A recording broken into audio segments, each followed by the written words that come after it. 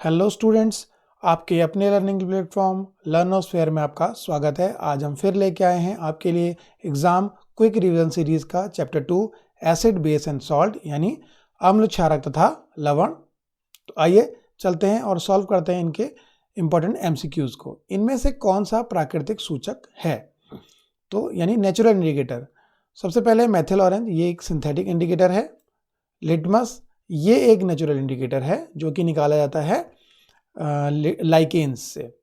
और फिनोल्फ्थालीन की बात करें तो ये एक सिंथेटिक इंडिकेटर है। और मेथिल रेड भी जो है वो एक सिंथेटिक इंडिकेटर है जो कि लेबोरेटरीज में बनाए जाते हैं। केवल लिटमस ही यहाँ पर एक नेचुरल इंडिकेटर है जो कि निकाला जाता है लाइकेन्स पौधे से। और अगर हम सूचक यानी इंडिकेटर्स की बात करें तो इंडिकेटर्स हमें बताते हैं कि कोई भी सॉल्यूशन एसिडिक है या बेसिक है, यानी कोई भी विलयन जो है वो अम्लीय या क्षारीय है उसको कौन बताते हैं, सूचक बताते हैं। जैसे कि आपका मेथिल ऑरेंज हो, लिटमस हो, फिनोल्फ्थालीन हो या मेथिल रेड हो। तो आइए अगले क्वेश्चन पे चलते हैं। क्वेश्चन नंबर 2, इनमें से किसका प्रयोग एंटासिड्स में किया जाता है। एंटासिड का मतलब क्या होता है? एंटासिड मतलब एसिड का एंटी यानी अपोजिट। एसिड का अपोजिट होता है बेस, जो कि हमारा एसिड को क्या करता है, उदासीन करता है। तो यहाँ पर ब्लीचिंग पाउडर नहीं है होगा, धोने का सोडा नहीं होगा, प्लास्टर ऑफ पेरिस नहीं है, मिल्क ऑफ मैग्नीशिया यहाँ पर करेक्ट ऑप्शन है, यानी मैग्नीशियम हाइड्रो ऑक्साइड MgOH का होल ट्वाइस। ये एक एंटासिड है और क्योंकि ये एक क्षारक है, बेस है, तो इसके लिए जब भी हमारे पेट में एसिडिटी हो जाए तो हम मिल्क ऑफ मैग्नीशिया को यूज़ करते हैं, जिससे कि हमारी एसिडिटी की जलन में हमें राहत मिलती है। अगला क्वेश्चन, विरंजक चूर्ण यानी ब्लीचिंग पाउडर का क्या सूत्र फॉर्मूला है। तो आप देखें कि CaSO4 10H2O CaO ये भी दोनों नहीं है। इसमें CaOCl2 इसका फॉर्मूला होता है कैल्शियम ऑक्सीक्लोराइड। तो ये कहलाता है विरंजक चूर्ण। और विरंजक चूर्ण का उपयोग कभी कभी आ जाता है, जिसका उपयोग क्या होता है, ब्लीच में यानी कपड़ों से रंग उड़ाने में और आपका कीटाणु को नष्ट करने में भी इसका उपयोग किया जाता है, ब्लीचिंग पाउडर का। अब अगले क्वेश्चन पे चले, ताजे दूध का pH मान कितना होता है। तो ताजे दूध का pH जो होता है वो थोड़ा सा एसिडिक होता है, ये होता है 6, यानी क्योंकि आप जानते हैं pH स्केल जो होता है उसमें 0 से 7 के बीच में एसिड होते हैं और 7 से 14 के बीच में होते हैं बेस। तो ये जो उदासीन और पॉइंट है आपका 7, इससे क्या होता है थोड़ा सा पहले यानी 6 पर होता है, तो ये एसिडिक होता है थोड़ा सा। तो सही ऑप्शन है 6, ताजे दूध का pH मान। अगला क्वेश्चन पे चलें, साधारण नमक का सूत्र यानी टेबल सॉल्ट का फॉर्मूला क्या है। तो ये है NaCl यानी सोडियम क्लोराइड, जिसे हम खाने में यूज करते हैं। अगले क्वेश्चन पे चलें, नेटल पौधे के डंक में क्या होता है, जिसे हम बिच्छू घास भी कहते हैं। तो इसमें एक अम्ल होता है जो कि जलन पैदा करता है। तो ये होता है एथेनोइक अम्ल नहीं होता, ये होता है मेथेनोइक अम्ल। तो मेथेनोइक अम्ल यहाँ नेटल पौधे के डंक में होता है, जो कि क्या करता है, जलन का एहसास कराता है। और इससे बचने के लिए, इससे राहत पाने के लिए हम क्या करेंगे, हम करेंगे किसी बेस का यूज़, जिससे कि हो जाएगी उदासीनीकरण अभिक्रिया और इससे अम्ल की जलन से हमें राहत मिलेगी। अब अगले क्वेश्चन पे चलें, pH किसकी मात्रा को प्रदर्शित करता है। जो pH होता है मान, वो किसकी मात्रा को बताता है, वो बताता है हाइड्रोनियम आयन H+ या H3O+ आयन की मात्रा को। यानी जहाँ पर H+ आयन ज़्यादा होंगे वो होगा एसिडिक सॉल्यूशन और उसका pH होगा कम, और जहाँ पर H+ आयन होंगे कम वो होगा आपका बेसिक सॉल्यूशन। क्योंकि आप जानते हैं कि एसिड्स क्या होते हैं, जब पानी में घोले जाते हैं तो कौन से आयन देते हैं, H+ या हाइड्रोनियम आयन देते हैं। तो जहाँ पर ये हाइड्रोनियम ज़्यादा होंगे वहाँ होगा एसिडिक सॉल्यूशन और pH मान उसका कम होता है, यानी क्योंकि 0 से 7 के बीच में होते हैं एसिड और 7 से 14 के बीच में होते हैं बेस। अब अगला क्वेश्चन है, इनमें से कौन सा प्राकृतिक दुर्बल अम्ल यानी नेचुरल वीक एसिड है।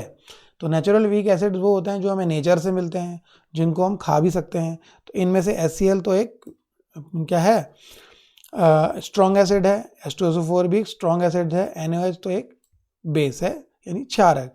इनमें से CH3COH एसिटिक एसिड, जिसे हम सिरके में यूज़ करते हैं, खाने में भी यूज़ करते हैं, अचार वगैरह बनाने में, तो ये एक प्राकृतिक दुर्बल अम्ल है, इससे हमें ज़्यादा नुकसान नहीं होता।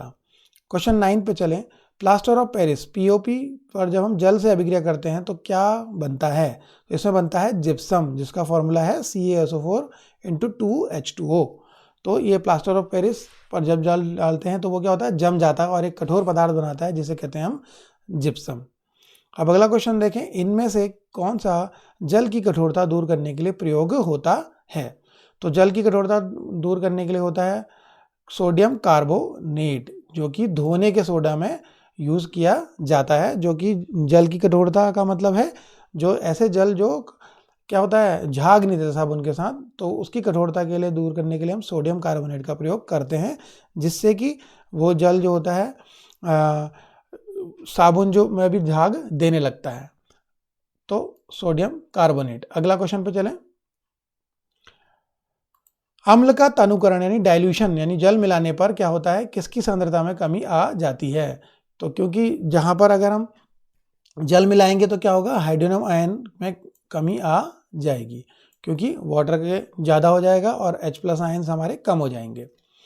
अगला क्वेश्चन है, हमारे पेट में कौन सा अम्ल होता है? तो हमारा जो पेट है, आमाशय है, वो सिक्रीट करता है हाइड्रोक्लोरिक अम्ल, जो कि हमारे पेट के जो भोजन में उपस्थित कीटाणु होते हैं उनको मारता है और क्या करता है, अम्लीय माध्यम भी बनाता है पेट में। अगला क्वेश्चन है, हमारे शरीर का पीएच का परास कितना होता है, यानी पीएच का जो रेंज है वो कितना होता है? तो हमारा शरीर जो है वो एसिडिक सॉल्यूशन मीडियम में ज़्यादा काम नहीं कर पाता, इसके लिए बेसिक होना चाहिए और स्लाइटली बेसिक होना चाहिए, तो कि है 7 से 7.8 के बीच में हमारे शरीर का पीएच लेवल रहता है। ज़्यादा बेसिक और ज़्यादा एसिडिक नहीं हो सकता। अगला क्वेश्चन है, अधातु ऑक्साइड यानी नॉन मेटल ऑक्साइड की प्रकृति कैसी होती है? क्या वो अम्लीय होते हैं, लवण वाले होते हैं, या क्षारकीय बेसिक होते हैं? तो अधातु ऑक्साइड हमारे होते हैं अम्लीय, क्योंकि ये क्या करते हैं, जब नॉन मेटल ऑक्साइड्स को वाटर से रिएक्ट कराते हैं तो ये बनाते हैं एसिड्स, तो ये होते हैं अम्लीय प्रकृति के। जैसे जो पोल्यूशन होता है तो पोल्यूशन में आपके सल्फर डाइऑक्साइड और नाइट्रोजन के ऑक्साइड बनते हैं, जो कि बारिश के पानी में मिल करके अम्लीय वर्षा करते हैं। तो इस प्रकार हमारे अधातु ऑक्साइड जो होते हैं वो अम्लीय प्रकृति के होते हैं। अगला क्वेश्चन देखें कि उदासीनीकरण अभिक्रिया में क्या बनता है, यानी न्यूट्रलाइजेशन रिएक्शन में क्या बनता है हमारा? तो जब हम देखते हैं कि अम्ल और क्षार के बीच में यह अभिक्रिया होती है, यानी एसिड और बेस जब अभिक्रिया करते हैं तो बनता है लवण। क्या बनता है? लवण। और क्या बनता है इसमें? जल भी बनता है, तो यानी सॉल्ट और वाटर इसमें बनते हैं। तो यहाँ पर ऑप्शन दिया है केवल लवण यानी सॉल्ट, तो ये ऑप्शन आपका सही होगा उदासीनीकरण अभिक्रिया में। अब अगला क्वेश्चन देखें, निम्न में से किसका प्रयोग डिटर्जेंट में होता है? तो डिटर्जेंट में प्रयोग होता है धोने का सोडा यानी वॉशिंग सोडा, जो कि है NO2CO3 × 10H2O। तो सोडियम कार्बोनेट के में क्या होता है, कुछ क्रिस्टलन जल के अणु भी मिले रहते हैं, तो ये है आपका फॉर्मूला धोने का सोडा का, जिसका प्रयोग डिटर्जेंट में होता है और ये कठोर जल में भी झाग देता है डिटर्जेंट। अगला क्वेश्चन, निम्न में से किसका प्रयोग मूर्तियां बनाने में होता है? तो मूर्तियां बनाने में प्रयोग होता है प्लास्टर ऑफ पेरिस, जिसका फॉर्मूला है CaSO4 × 12H2O। ठीक है, तो ये मूर्तियां बनाने में यूज होता है और स्ट्रक्चर बनाने में, क्योंकि ये वाटर के साथ जब रिएक्ट करता है तो कठोर हो जाता है, जिप्सम बनाता है। अगला क्वेश्चन है, अम्ल की धातु से क्रिया में क्या बनता है? तो अम्ल की धातु से जब क्रिया होती है तो कौन सी गैस निकलती है? हाइड्रोजन गैस निकलती है। ठीक है, अगला क्वेश्चन देखें, निम्न में से कौन सा उदासीन यानी न्यूट्रल है? तो एसिड और बेस कुछ भी ना हो तो मैग्नीशियम हाइड्रोक्साइड, जो कि एक बेस है, सोडियम हाइड्रोक्साइड ये भी एक बेस है, हाइड्रोजन क्लोराइड एक एसिड है, एल्कोहल जो होते हैं वो क्या होते हैं, आपके उदासीन यानी न्यूट्रल होते हैं, क्योंकि ये लिटमस टेस्ट नहीं देते ये। अम्ल का अगला क्वेश्चन है, अम्ल का लिटमस पेपर पर क्या प्रभाव होता है? यानी अम्ल क्या करते हैं, लिटमस पेपर को का रंग किस में चेंज करते हैं? तो अम्ल क्या करते हैं, नीले लिटमस पेपर को लाल कर देते हैं। तो ये रहा आपका अम्ल का लिटमस पर प्रभाव।